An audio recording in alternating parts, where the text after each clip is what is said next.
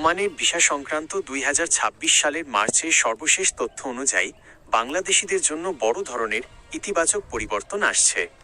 মধ্যপ্রাচ্যের বর্তমান অস্থিরতা এবং ওমান সরকারের নতুন নীতির আলোকে বিস্তারিত নিচে দেওয়া হলো।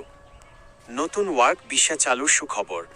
জানুয়ারি 2026 এ ওমানের শ্রমমন্ত্রী এবং বাংলাদেশের প্রবাসী কল্যাণ উপদেষ্টার মধ্যে অনুষ্ঠিত বৈঠকের সিদ্ধান্ত অনুযায়ী ওমান সরকার বাংলাদেশিদের জন্য নতুন ওয়ার্ক ভিসা, কাজের ভিসা পুনরায় চালুর চূড়ান্ত আশ্বাস দিয়েছে। সময়সীমা ওমান সরকার জানিয়েছে যে 2026 সালের মার্চ মাসের শেষ বা এপ্রিলের শুরুর দিকেই নতুন ভিসা ইস্যু করার প্রক্রিয়া পুরোপুরি শুরু হওয়ার সম্ভাবনা রয়েছে। কেন বন্ধ ছিল? 2023 সাল থেকে যে সাময়িকভাবে ভিসা বন্ধ ছিল তার মূল কারণ ছিল সেখানে অবৈধ কর্মীদের বৈধ করাকে অগ্রাধিকার দেওয়া। এখন সেই প্রক্রিয়া প্রায় শেষের দিকে।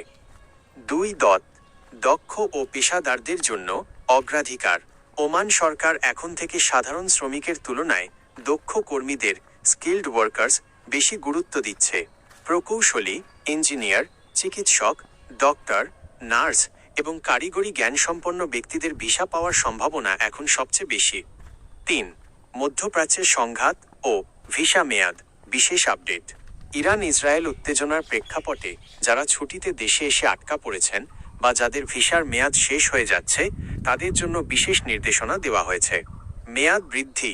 যারা ছুটিতে দেশে আছেন কিন্তু সংঘাতের কারণে ফিরতে পারছেন না, তারা তাদের নিয়োগকর্তা, এমপ্লয়ার বা কফিলের মাধ্যমে অনলাইনে ভিসার মেয়াদ বৃদ্ধির আবেদন করতে পারবেন। সহযোগিতা। কাতার বা আমিরাতের মতো ওমান সরকারও পরিস্থিতি বিবেচনা করে ফ্লাইটের সমস্যা থাকলে বিশেষ শিথিলতা দেখাচ্ছে। 4. অবৈধ কর্মীদের জন্য সাধারণ ক্ষমা। অ্যামনেস্টি। ওমান সরকার ঘোষণা করেছে যে যেসব বাংলাদেশি কর্মী বর্তমানে ওমানে অবৈধ বা ডকুমেন্টবিহীন অবস্থায় আছেন তাদের কোনো জরিমানা ছাড়াই উইদাউট ফাইন বৈধ হওয়ার সুযোগ দেওয়া হবে। এটি অবৈধ প্রবাসীদের জন্য 2026 সালের সবচেয়ে বড় সুযোগ। 5.